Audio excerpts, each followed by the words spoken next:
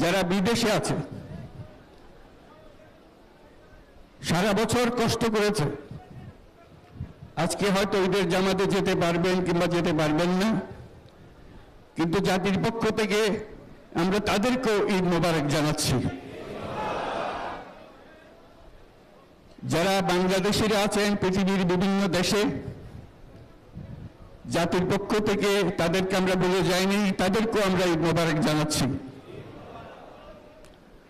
যারা হাসপাতালে আছে, রোগী, বিভিন্ন কারণে ঈদের জামাতে যেতে পারেন নাই, তাদেরকেও ঈদ মোবারক জানালাম।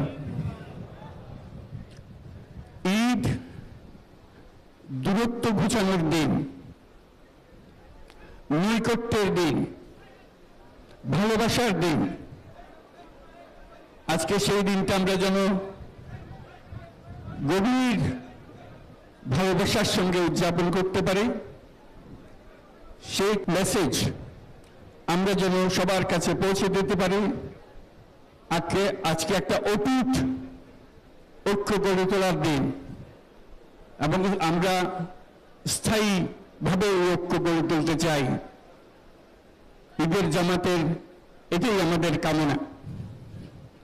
আজকে মোনাজাত হবে, মোনাজাতে আমরা অবশ্যই যেন স্মরণ করি, আল্লাহর কাছে প্রার্থনা করি, আমাদের এই নতুন বাংলাদেশ গড়ার যারা সুযোগ দিয়েছে, যে বীর সন্তানরা আত্মাহুতি দিয়েছে,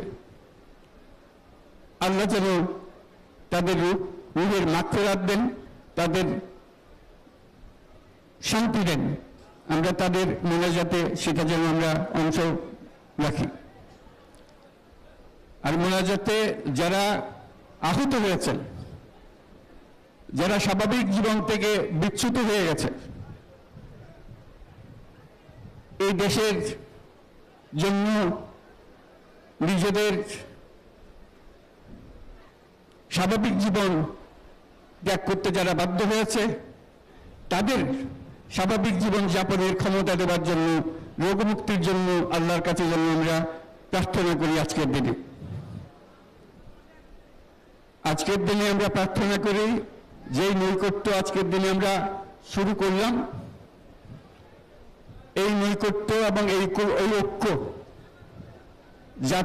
জাতির জন্য যেন স্থায়ী হয়, আমরা যেন একটা ঐক্যবদ্ধ জাতি হিসেবে সামনে এগিয়ে যেতে পারি।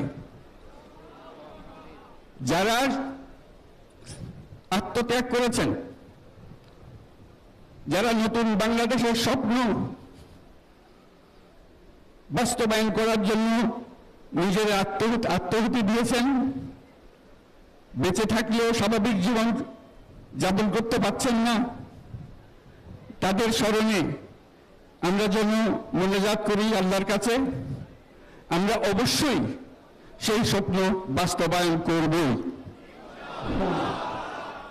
শত বাধা সত্ত্বেও, যত বাধাই আসুক, আমরা ঐক্যবদ্ধ জাতি হিসেবে এই নতুন বাংলাদেশ গঠন করব ইনশাল্লাহ। এই মোনাজাতটা আপনারা সবাই মিলে একসঙ্গে করবেন। ধন্যবাদ সবাইকে। ঈদ মোবারক সবাইকে।